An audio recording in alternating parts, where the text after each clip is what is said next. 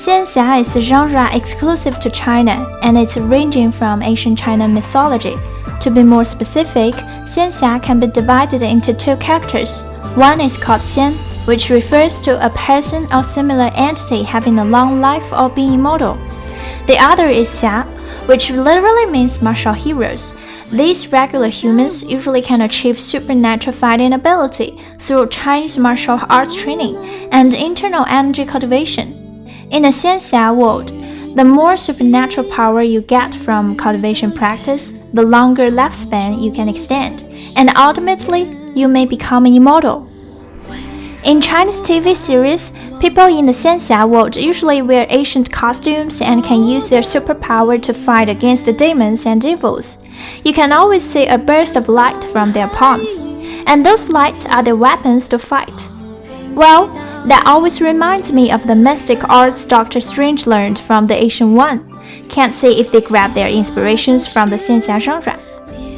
Of course, people in the Xianxia world can also use other forms of weapons. Usually, they would choose a sword.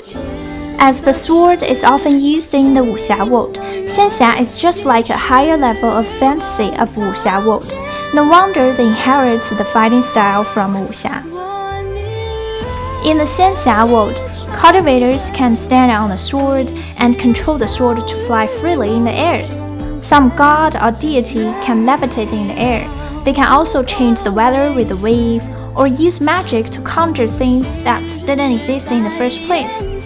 What's interesting is that the superpower they use is just like what science did in the modern world. For example, a paper crane can be used for passing a message. Isn't that just like the telephone today?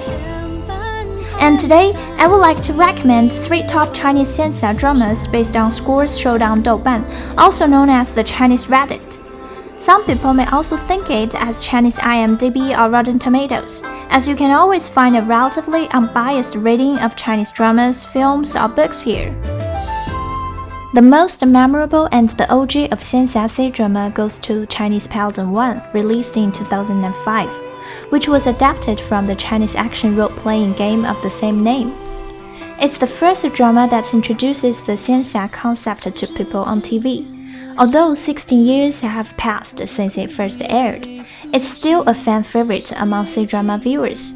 When you watch it now, the plot can be a little cliché, yet some scenes can still touch us deeply. The male lead Li Xiaoyao lost his memories after he had fallen in love with female lead Ling Er and even married her. When they met again, Ling Er is so heartbroken when Xiaoyao denies knowing her. Then they met Ling Yueru, a sassy girl who is at odds with Xiaoyao at the beginning but gradually develops feelings for him. As Xiaoyao forgets the love between him and Ling Er. In the meanwhile, Yueru touched him for her insistency and frankness. He agrees to start a relationship with Yueru. This love triangle goes to an end when Xiaoyao recalls his past memories and realizes his true love is Ling Er. And desperate Yueru chooses to sacrifice herself to save Xiaoyao and Ling Er's life. Some Xianxia elements are still classic in today's dramas, such as the time travel of male leads try to change the past, yet he changed nothing. The snake tail grows on Ling Er when she's pregnant as a symbol of the descendant of Nuwa goddess and so on. In addition, the later released Chinese Paladin 3 is another big hit, and it stars several actors and actresses who became super celebrities in China a few years later.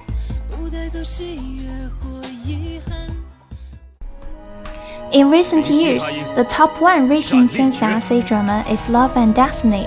It casts 2 famous movie stars, Zhang Zhen and Nini, and their superb acting fits perfectly with the intense plot.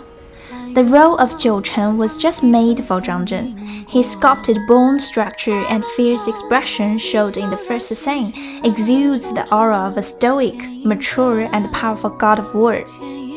Any suggestion that some young idol actor could have pulled this off is ridiculous. Jiu Chen is a formidable character that wears the lonely responsibility of keeping the realms safe. When he realized his beloved woman was born with evil in her, capable of freeing the vicious demon lord who can destroy the world, he moves mountains to force a win-win in his terrible conflict between duty and love. Lingxi, played by Nini, is just a small fairy maid who is impulsively and candidly infatuated with Jiu Chen. She is too subservient and weak compared with God of War, but she captivates him with her spellbinding smile and mischievous antics. He is touched by her devotion and inept attempts to aid him. As their feelings grow, you can feel the invisible bond of their awareness and affection for each other. Lingxi is growing more powerful in every stage, and her best, most courageous moments are when she makes unbelievable sacrifices in order not to add to Jiu Chen's burden. Each loves the other more than they love themselves. You will laugh with them, cry with them, and cringe so much, in a good way, whenever they were saying their devoted lines. The most eventful plot in Love and Destiny is in the Earth Trial. The female lead was mute and deaf. She went through many hardships, and the acting of she misunderstands herself as other women stand in was top-notch. The second one I'd recommend should be Ashes of Love. Actually, I've talked about the female lead in this drama in my previous video. This time, we'll discuss something more. Firstly, it builds up a completely fantastic world, the Three Realms, which is often seen in Xianxia drama, but none of them say it clearly before. It usually includes the Heaven Realm, the Mortal Realm, and the Demon Realm, and each realm has its own feature and character. Thanks to splendid cinematography and great CGI. Although it can be a little bit rough to distinguish them just from the close color, it makes you immerse more in this magic world. Secondly, this show successfully depicts a bunch of characters who own their own mind. Every character is intelligent, and whether we agree with their actions or not, we always understand their motives behind what they choose to do. They are all very consistently written, and there is no true villain in this piece. No one is just black or white. This is truly an achievement, especially Ren Yu, a relatively complicated character.